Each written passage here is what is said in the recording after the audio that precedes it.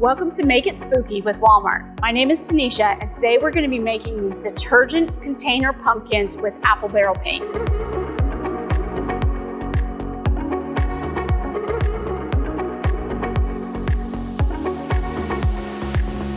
Today we're going to be using a detergent container of this size, but you can get one in any size you want. They have taller ones, smaller ones, and of course other brands. We'll be using apple barrel multi-surface in outrageous orange, orange cream, true green, spiced berry, milk chocolate, and black.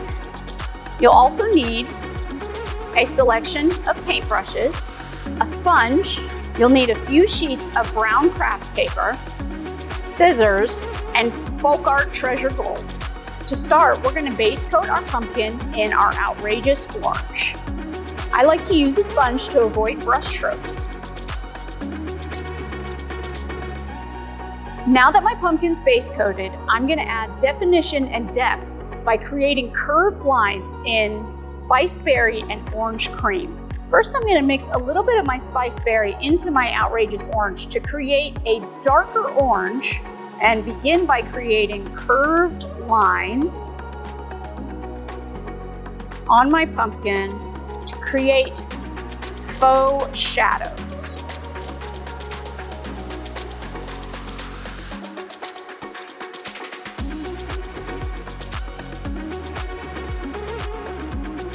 For fall decor, you can stop here and move on to the stem. But if you're doing this for Halloween, we're gonna make a jack-o'-lantern face. Now I'm gonna freehand this with black paint. You're welcome to get creative with this, but we also have a pattern online for those of you who don't wanna mess it up.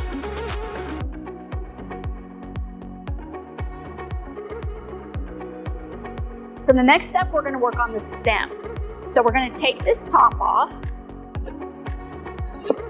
and this is gonna become the base to our stem. We're gonna take our brown craft paper, and I'm just going to cut this into a bit more of a circle, take those edges off. You're gonna put your top in the center of your paper, and you're gonna gather your paper up to create your stem.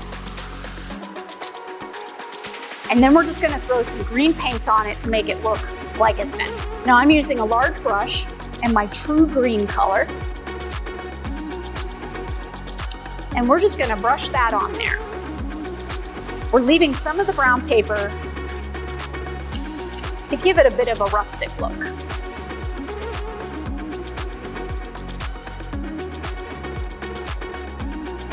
To create our leaf shapes, we're gonna use another piece of craft paper. I'm using fake leaves to trace, but we also have a printable version in the instructions.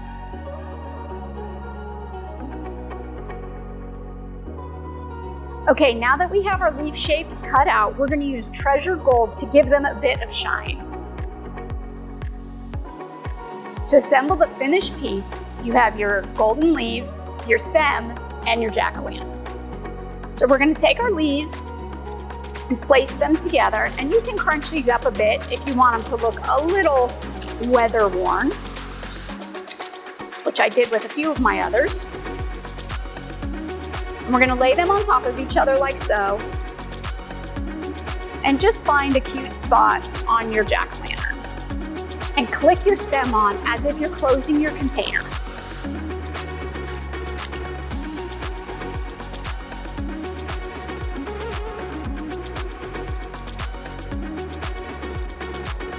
For more project ideas and inspiration, go to plaidonline.com.